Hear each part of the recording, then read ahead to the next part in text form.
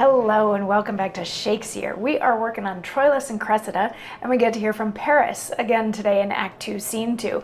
Now, similar to Act 1, Scene 3, Act 2, Scene 2 is very long and full of a lot of monologues. In Act 1, Scene 3, we had the Greeks sort of airing their woes about infighting amongst themselves, and nobody wants to listen to any of their commanders and that sort of a thing. And then we got the challenge from Hector to whatever Greek champion wants to fight him, that could happen. They decide they're going to rig the lottery so it'll be Ajax instead of Achilles.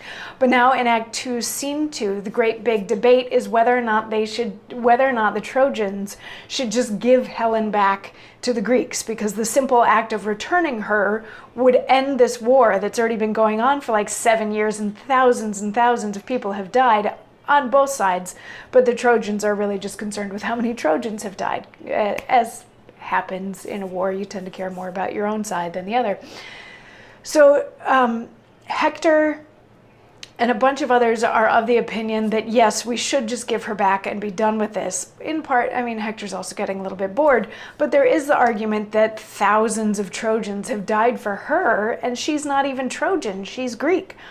But then Troilus and Paris have been standing up and saying, no, she's absolutely worth it, and we can't give her back because look at what that does to our reputation.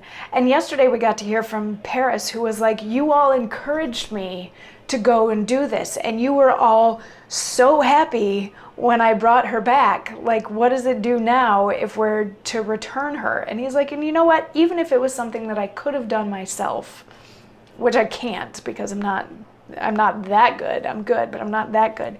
He's like, even if it was something that I could have done myself, I still would have done it because Helen is that worth it.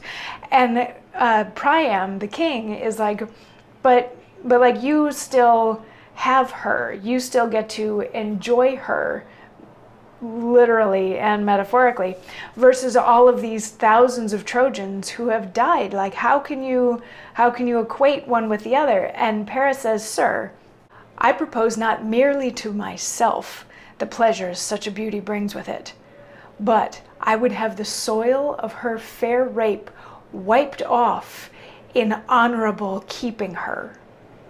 What treason were it to the ransacked queen, disgrace to your great worths, and shame to me, now to deliver her possession up on terms of base compulsion?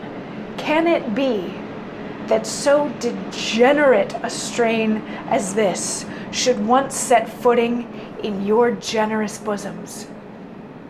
There's not the meanest spirit on our party without a heart to dare or sword to draw when Helen is defended, nor none so noble whose life were ill bestowed or death unfamed where Helen is the subject. Then, I say, well may we fight for her, whom we know well the world's large spaces cannot parallel. So he's saying that he's not the only one that gets to enjoy Helen being here in Troy. He's like, and I know the word rape comes up in the beginning of this monologue, and it doesn't necessarily mean rape in the sexual sense, but in the sense of she was kidnapped and taken away from her home. So that's an attack on her. That's a violation of her. And also, like, she was the queen there, and now she's come to be the queen here. So maybe there is a little bit of a sexual component to it too, like in the interim between there and here, all that. Well, she's not really a queen here, but until things became like legitimate and legal for her here, there could be question of her honor. And if they give her back now, like, what does that do to her honor to return her, this woman who had been stolen and then given back? I mean, the fact that she was stolen in the first place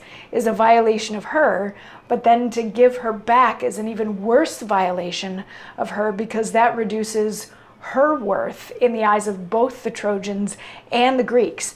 And he also points out that it's a stain on the reputation of all the other people in the room, Priam and Hector and Menelaus, not Menelaus, he's Greek, but Priam and Hector and all of them, to give her back, like for that same reason. We went through all of this in order to get her, and now we're just on a whim gonna give her back. And it's a shameful thing for Paris to give her back because he's the one that took her in the first place, and they're the ones that are together and all that sort of thing. And he's like, everybody that has died fighting for Helen has been honored for their service, for protecting her. So yeah, we have to continue to fight for her because we know that there is nobody else like her in the entire world. And Hector is going to have a response to that in tomorrow's monologue, so I'll see you then.